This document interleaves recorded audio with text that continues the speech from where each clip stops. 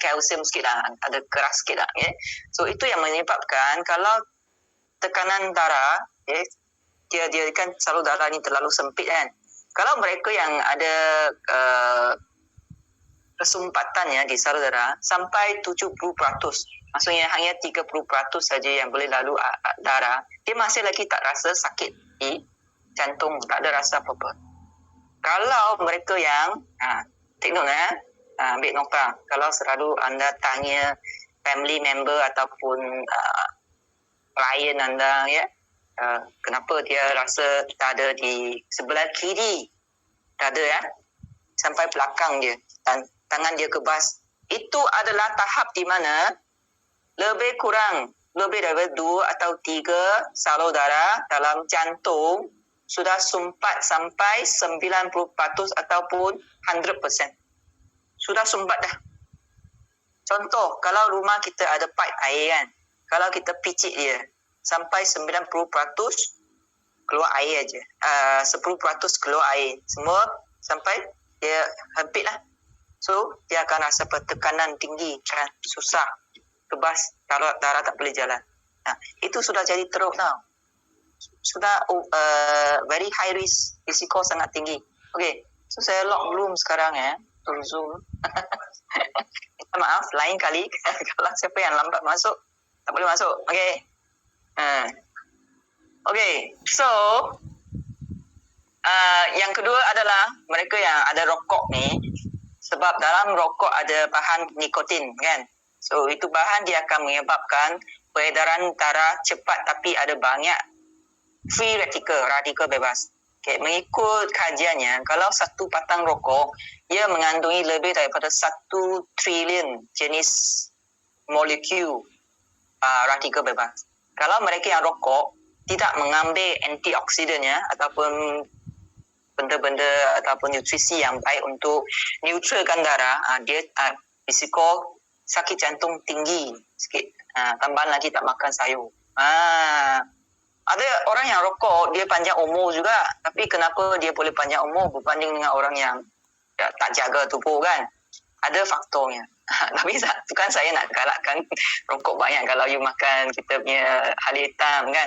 Tapi you kena ada satu balance lah. You sendiri yang tahu berapa limitnya, ataupun sendiri yang kena tanggung lah. Sebab dalam family Jenny tu, tatuk saya masa dia muda dia rokok, tapi lepas tu dia kena kanser di dia punya punti kencing. Lepas tu dia potong punti kencing, lepas tu dia stop rokok lah. Lepas dia operation baru dia rela untuk stop rokok. Lelaki memang selalu macam tu kan. Setuju kan isteri? Tapi itu terpulang kepada pilihan dia sendirilah, risiko dia tanggung sendiri. Kita tak boleh paksa kan. So saranan jadi kurangkan sikit lah, jangan over Kalau over tu memang dia membawa kemudaratan kepada kesihatan. Tambahan lagi untuk peredaran darah, selalunya kalau kita selalu duduk, makan tidur, so tak ada exercise, peredaran darah itu menjadi lambat. Nampak tak kita punya tu salur darah kan jadi dia tak aktif lah, dia tak kenyal lah. So itu pun salah satu menyebabkan otot di jantung tidak begitu efisien untuk pam darah. So itu salah satu sebab.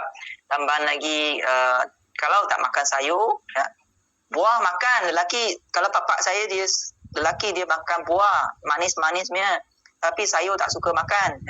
So itu yang menyebabkan mereka punya fiber tak cukup, tak boleh bawa keluar tu kolesterol, tegak usus. So kadang-kadang makanan yang disukai oleh lelaki kebanyakannya daging yang digoreng.